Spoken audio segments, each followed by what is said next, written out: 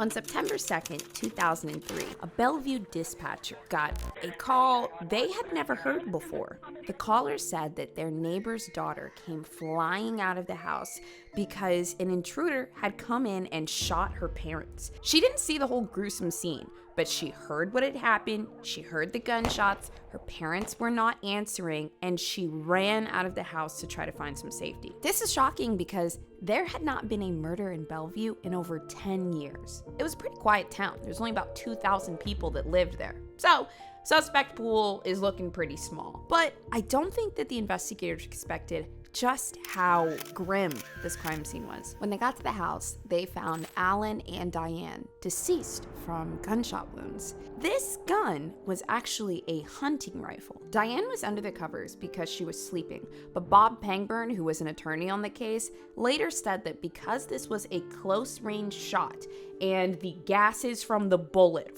followed into her skull, that her skull had essentially spherically exploded while she was sleeping.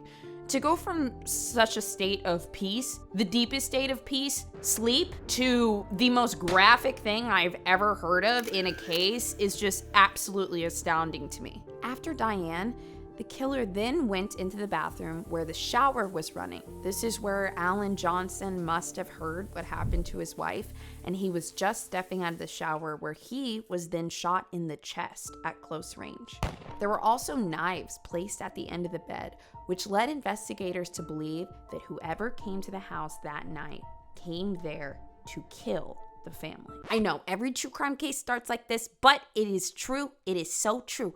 Alan and Diane Johnson were well-known and well-loved members of the community. Diane worked as like a medical professional for many years, and then she later on got a job in finance, and then her husband, Alan, was a very well-known landscaper. They had been together for over 20 years. Diane had another son, Matt, from another relationship, and Alan said, yo, I love him, bring him in, I'm gonna adopt him too. They get a nice little house, and they move out to an area called Sun Valley in Idaho. Sun Valley. Like I said, they have an older son named Matt, who is 22 years old, and then they have a daughter named Sarah, who's 16 years old. And the kids are doing good. House is going well. Diane just switched to a new career path. Alan's doing his thing. I mean, look, the town has 2,000 people in it. All you got to do is wake up, eat, go to work, come home, eat, just chill, right? This is the life that they had imagined for themselves, and they were happy. They were comfortable. So because Matt is a little bit older, he's 22 years old, he's off in college, Sarah is the one that was home that night. She's the one that ran out of the house that night to go call for help from the neighbor. So when the police arrived, they shut down the street and they started investigating the crime scene. They took photos of everything. The Blaine County Sheriff, a guy named Walt, he said that it was the most brutal crime scene he had ever seen. Because I mentioned earlier what happened to Diane, when the bullet hit her, I mean, it shattered everything. There was a skull cap in the hallway, there was hair and blood on the floor and on the ceiling, all just from that shot. It was a .22 caliber bolt action hunting rifle. As the investigators are collecting evidence, they start to talk to Sarah, who is their primary witness. Now, later, they said that Sarah's demeanor was a little confusing at first because she just sat on the fence while they took her parents' bodies out of the house. But we say this all the time in true crime cases because it is true. You never know how people are going to react to situations like this. People could shut down, they could freeze, they could scream, they could cry. They can do 1,000 different things. So judging somebody off of the initial reaction isn't always that helpful. And also, like I said, there hadn't been a murder in 10 years in Bellevue, so investigators didn't know what the proper behavior was in this scenario. But, of course, they start asking her questions, and they get a lot of information from Sarah. She's very blank. She's very confused, a little disoriented. She tells them that she was in her room with the doors shut when she heard the gunshots happen. She ran out boldly and barely peeked into the room and saw the blood. That was enough for her, and she ran out and talked to the neighbor. She was really upset because that night, her dad had seen somebody creeping around the property. But, like I said, Bellevue, small town in Idaho, 2,000 people. Everybody knows everybody. Nothing bad happens in Bellevue. So, he doesn't call the police. And Sarah is very, very hung up on this. Like the remorse and the regret, like should she have pushed her father more to call? Should they have gone out and looked themselves? Like anything. Could they have done anything? Should they have done anything? I mean, this is a really big tip for police. But there's a little bit more information. She also told them that Janet Silton was a former housekeeper that recently didn't work there anymore for undisclosed reasons. And Janet still had the key to the house. There's a guy named Mel Spiegel who also lives at the house. Now, I'm just going to cut to the chase here. Mel's not really a suspect, but he is important because he was a renter that lived at the Johnsons' house, and it was his gun. So, whoever did it knew the house well enough to know that Mel Spiegel kept that gun in the house. And they also knew where the knives were. While they're talking to Sarah, Fimling, the investigator, he shut down the street and they actually stopped a garbage truck that was coming through to pick up all the trash cans at the time. It was one house past the Johnsons. When they stopped the truck, they found a robe, a leather glove, and a latex glove, all of which had blood on it. That truck would have ended up at the landfill. And in a city like this, I don't think they would have had the proper resources to really search that landfill, especially after more and more houses' trashes got like piled on top of that robe and the gloves. When they found it, it was right on top. Now that seems like it's going to be a lot of forensic information if it is indeed connected to the crime. Sarah is also giving them a lot of information, and the crime scene is littered with information. It seems like they have a lot of pieces of the puzzle, but one thing they were missing was who the friends and family were talking about. Bruno Santos. It was Sarah's boyfriend. Now, Sarah was 16 and Bruno was 19. Sarah's parents didn't like him. Not only did they think that he was a bad influence, he might get their daughter into doing hard drugs because that's what he was selling, but also he was described as having a very cocky personality. He didn't like anyone talking back to him. He didn't like anyone talking down to him. He'd be kind of quiet, but just very bold and overconfident. When Sarah introduced Bruno to her parents, I can only imagine their response was something along the lines of, God, please no. God, please God, no. It's so interesting because now at my age, I can think back to when I was younger and I dated the older bad guy or something, which it's so funny because now I greatly resent those relationships. Like, what an embarrassing time. And why was that dude dating me? I think back to why I would want to date the bad boy when I was younger, and it makes sense. Doesn't mean it's right. It makes sense. But then now that I'm getting older, I'm thinking about like, oh my God, as a parent, this is my worst nightmare. I don't have kids, but you guys that do have kids, or maybe you're like, just thinking about it in the future, I think that once they get to be a certain age, you have this fear about who they're going to marry or who they're going to bring home. But I think also this curiosity, like, based on your kid's personality and their interests and what they like and how they do well in school and all this, you're like, okay, what who are they going to bring home? Who's going to be the newest member of the family? And then it's Bruno Santos. I'm not even ready to have kids yet. And I'm just getting so much anxiety thinking about that. And so for Sarah's parents who had really set up this wonderful life for themselves, they were so disappointed when Bruno started coming around. They didn't want her to date him. They did not want her to date him. But you guys that are parents too, you might also know this. What do you do? What do you do when your child is dating somebody who is clearly not the best influence? Do you try to step in? Do you try to let them make their own decisions and run its course? I don't know. And then also for you guys that might end up dating somebody that's older or the bad boy, don't do it. But like if you did, what can you even do to stop a teenage girl that thinks she's in love? Almost nothing. They try. They take her car away. They want to know where she is at all times. And what does she do as a teenage girl that's in love? She starts lying to her parents. She starts saying she's going to go to a friend's house. She's, going to school. She's doing this. There was one night where Diane's sister and her husband were staying at the Johnsons' house.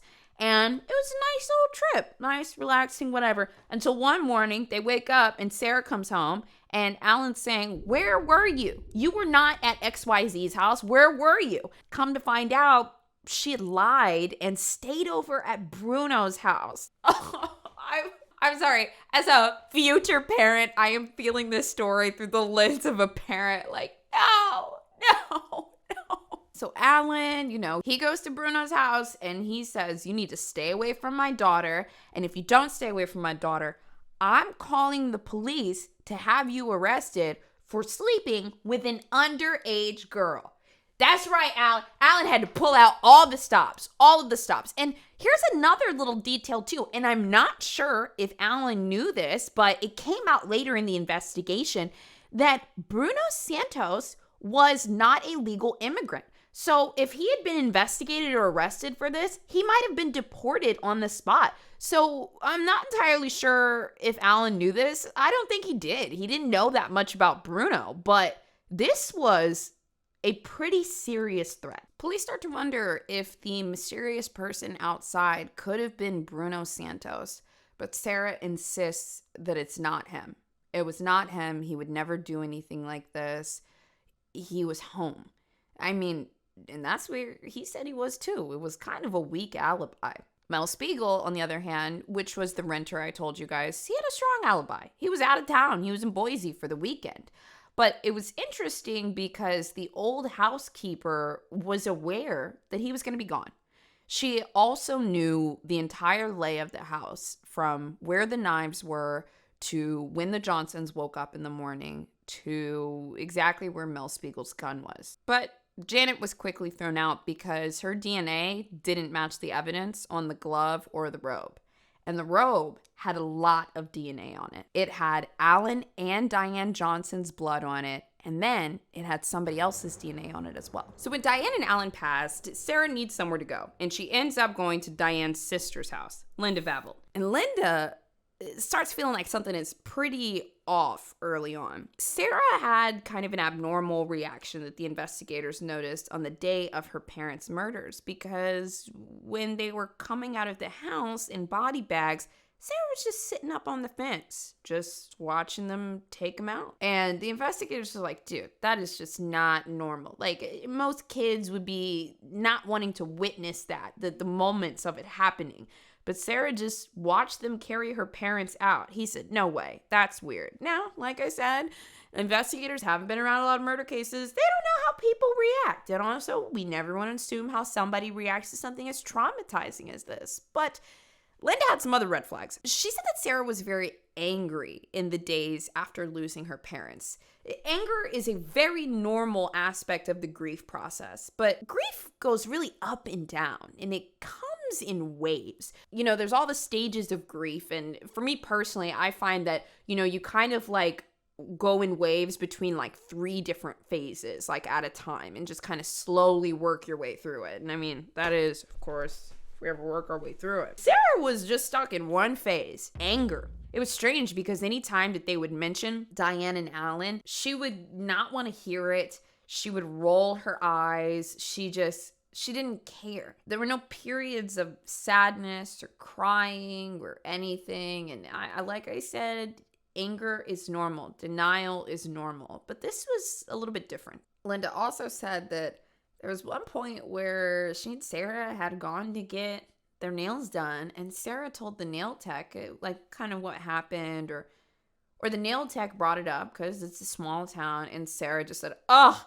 I just want it to be over with. I don't want to deal with this anymore." And Linda was like, okay, this was all it was a lot. And then at Alan and Diane's memorial service, all Sarah wanted to know was who was going to be there. Like, who's showing up? Who is she going to see? Like, is it really even that important? And Linda's like, I don't know who's going to be there, but it's for your parents who have passed. And all Sarah wants to know is, can she go to a volleyball game later? I mean, not only is this shocking for Linda, but I can only imagine that it's probably also really sad because this is her sister.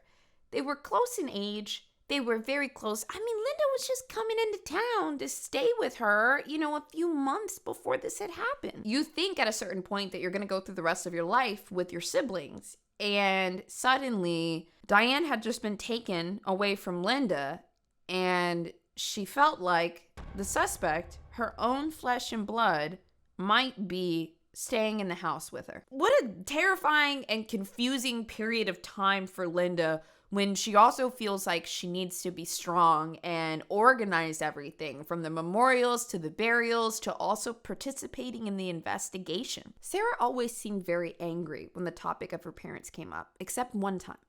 There was one time where she wasn't quite sad, but she was shaken up. She woke up one morning and she came down to talk to Linda about a dream that she had had. And in the dream, she said that she could see this figure, just kind of like the body of her mom. And she just knew in the dream like this was her mom, but the face was blacked out. She just couldn't see it. It was blurred. She walked past her mom, and then she sees her dad. And this time she can see her dad's face. She can see his body, but instead his chest is blurred. And she could tell that something was wrong. Her dad was in pain in some way. And she wanted to hug him, but she didn't want to hurt him. And in the dream, her dad said to her, "You can't hurt me now." And then she woke up. Sarah was so shaken up by this that she went downstairs and told Linda. Now, I don't know about you, but this sounds to me like a guilt dream. And that's exactly what it sounded like to Linda as well. But by this point, Linda was already working with police by about September 14th, giving them information on Sarah's bizarre behavior in the house. She not only told them about this dream, she also talked about it later on the stand. And while police are having all these conversations with different parties involved, they're continuing to process the crime scene and the house as a whole. And they find one other thing that's a little bit interesting. That night, Sarah claimed that the door was shut when she heard the gunshots, and she ran out of her room, saw parts of the crime scene, and then ran across the street to the neighbor's house. But later on, they found blood and bone fragments inside of Sarah's room. How was that possible if the door was shut when the gun went off? And how is that possible if she went from the bedroom to peeking into the crime scene to running out of the house? It just didn't make any sense. And another big red flag. You guys remember how I said earlier that they found a leather glove in the garbage truck that was leaving? Well, they found the other glove in Sarah's room. Well, hey, I know. It's not looking good for Sarah at this point. She doesn't know this. Linda doesn't know this, but the investigators know this. Now, however, all of the items that were used to perpetrate the crime, from the pink robe to the leather glove to the latex glove to the knives that were found in the house, as well as the gun, they were all items that were initially from the house. So maybe this glove was laying somewhere around the house. Well, not exactly, because the DNA came back and it was a perfect match for Sarah across the board. The items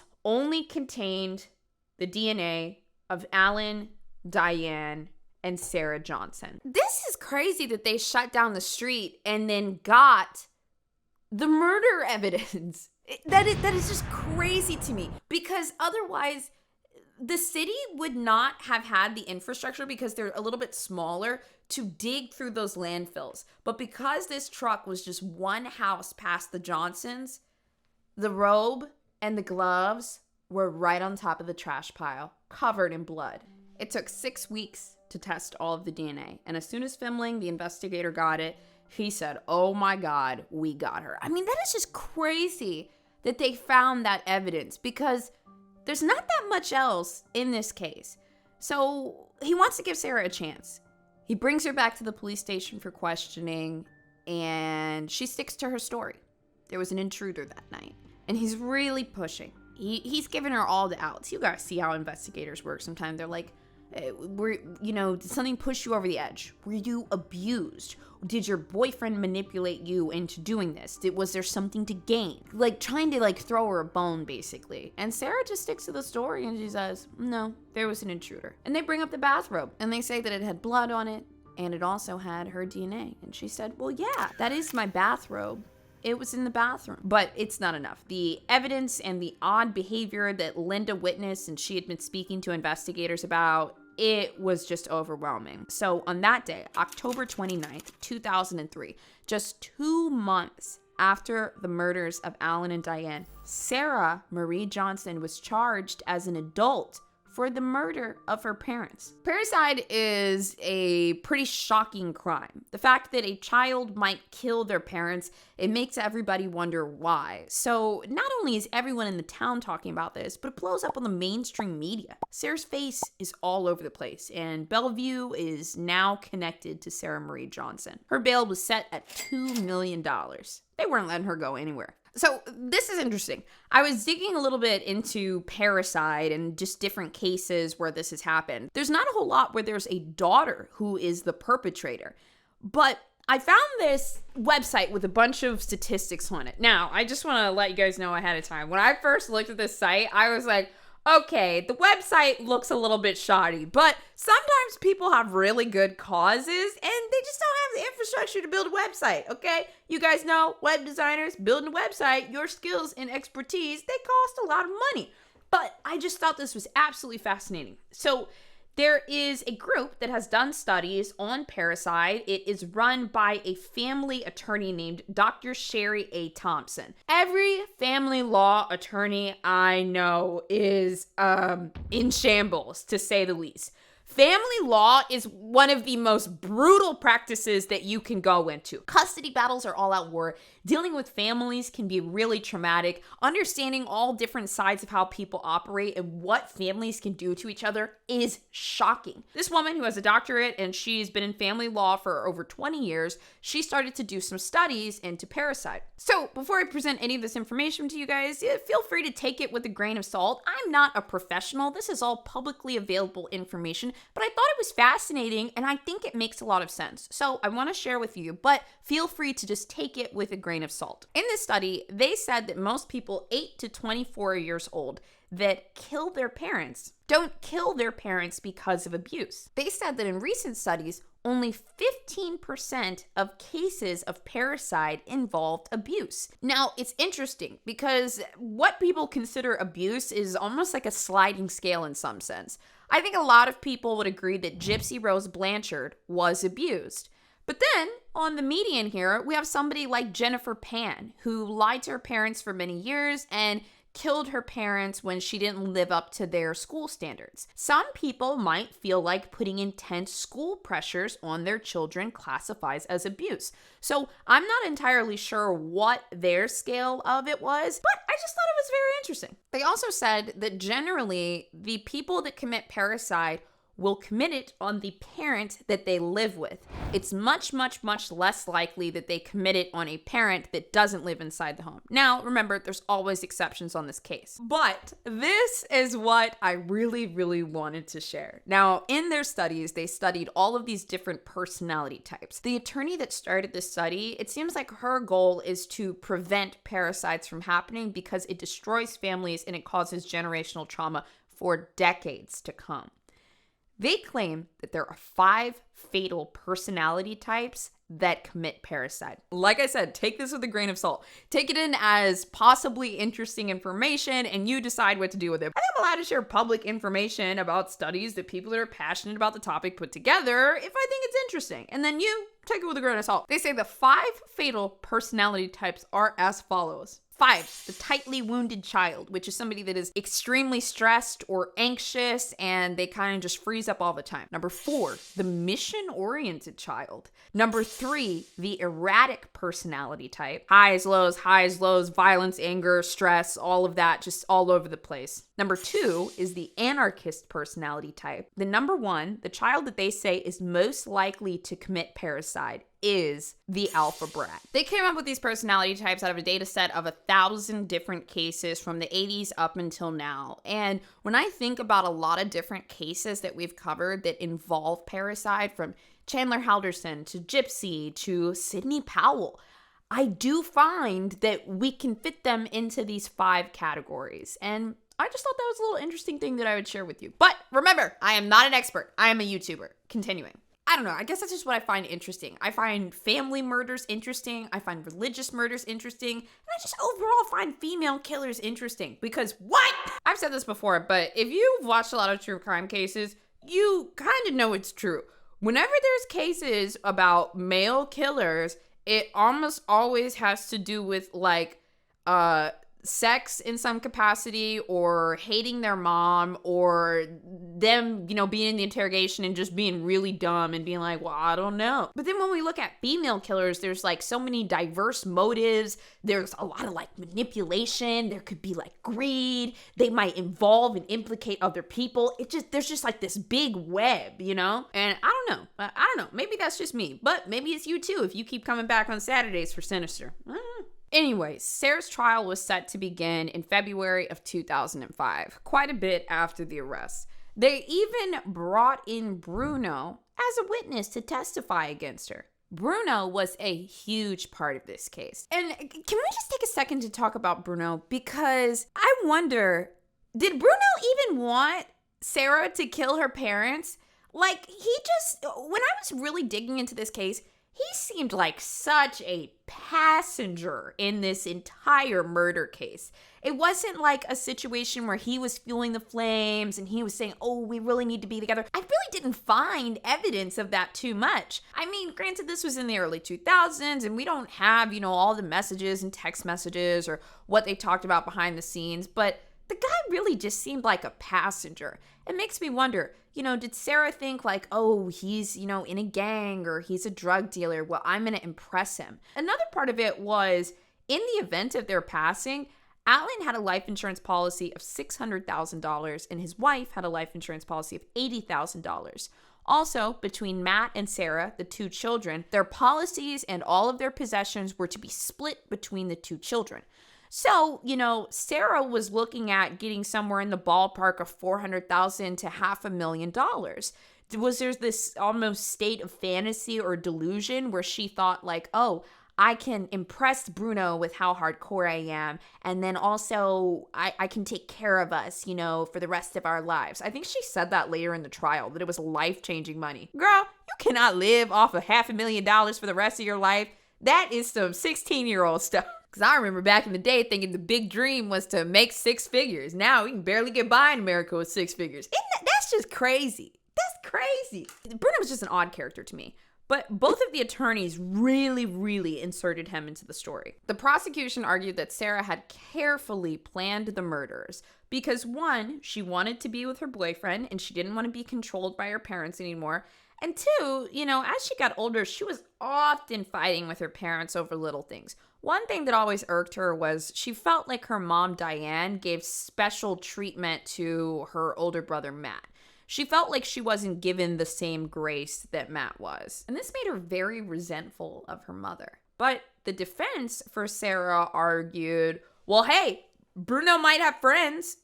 Bruno wanted to be with her and Bruno might have friends, but they didn't even put Bruno up on the stand. He basically just kind of like said that and walked off. So those are the 2 points. The prosecution says that Sarah carefully planned this because she wanted to be able to do whatever she wanted and she was mad at her mom. And the defense said, well, actually it was Bruno and his DNA wasn't there because he probably hired his friends. The defense guy was kind of all over the place. Another one of his techniques to try to prove that Sarah didn't do it was what he called the no blood, no guilt defense. Him trying to prove this defense is actually how the detail came out about Diane's head essentially having exploded from the close range shot. He claimed that Diane's death was so intense and so gruesome that the killer had to have had blood on them. And Sarah Marie Johnson didn't have any blood on her when officers got to the scene. However, the pink robe did have blood all over it, and the pink robe also had gunshot residue on the arm sleeve. I don't think that Robert including that detail was very helpful because it really just lended credence to how brutal and gruesome and heartless this killing was. I don't know what Sarah expected to happen when she murdered her parents, but the physicality of what happened to Diane, I can only imagine how shocking that could have been, but it did not faze Sarah. She then went on to shoot her father. One person that testified was Matt, Sarah's older brother. He got on the stand and they said he was completely dry-eyed. He answered calm, cool, and collected.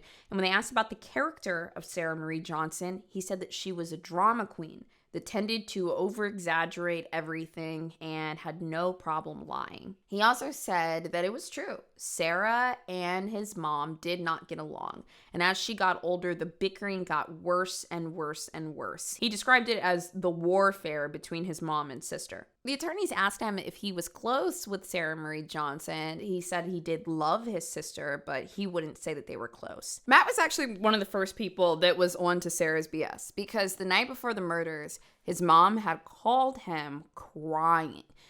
He said that she was just sobbing hysterically, and Diane said that Sarah had done something again, and she just wanted to cry, but she was too embarrassed to say what it was, even to her own son. Sarah's actions were causing them a lot of pain, a lot of stress, and a lot of embarrassment, and her mom didn't really know what to do. So Diane had called Matt that night just sobbing, and he listened to her and he heard her out.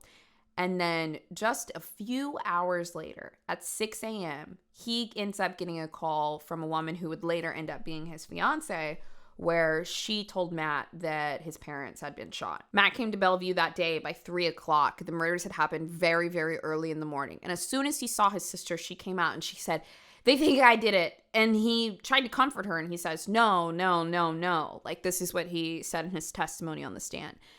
He tries to comfort her and he says, "No, no, no. Like, I think it was Bruno. I think Bruno did it." And Sarah's like, "Oh, no, Bruno wouldn't have done that." And he said her demeanor was very strange.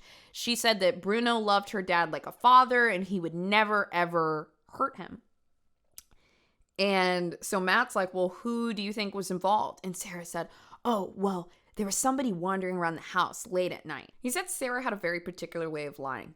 She would always have some sort of seed of truth, and the rest was a sprouted lie.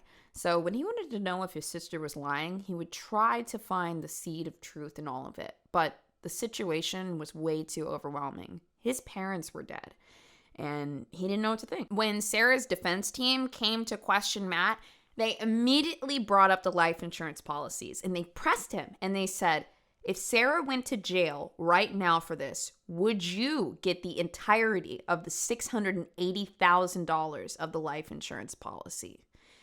And he said, "It doesn't matter. I would give it all away. I'm not here to testify for money and to just put my sister away so I can get money. I'm here to testify for my parents." Another person that took the stand was Megan Sowersby.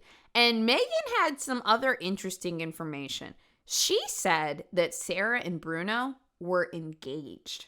At just 16 years old, Sarah was running around school talking about how serious her relationship was with her older boyfriend and telling people that he was looking for a ring for her because they were going to get married. I mean, this was a serious relationship to Sarah, and her parents barring her from seeing Bruno made her extremely angry. They also asked Megan on the stand, "Is Sarah known for being a nice, sweet girl?" And Megan said yes. And they said, "Is she known for stretching the truth?" And she said yes. Now, remember, I said that Sarah was charged as an adult for these crimes, mostly because of the severity of them, but also on the day of her sentencing, she was actually 18 years old. And on March 16th, 2005, just a month and a half after the trial started, an Idaho jury found Sarah Marie Johnson guilty of first-degree murder of both of her parents. She was sentenced to 2 concurrent life terms plus 15 years. Now, some experts tried to testify that the chances of Sarah Johnson's rehabilitation was strong. That's something that they try to take into factor, especially for people that are minors when they commit a crime. There's actually quite a few experts that said there was a low chance of Sarah committing a crime like this again. And I actually agree with them because Sarah only has 2 parents. Of course, she's not going to commit a crime like this again. But personally, I believe that Sarah didn't just kill because these were her parents and she was upset with them. Sarah killed because they were in the way of something that she wanted.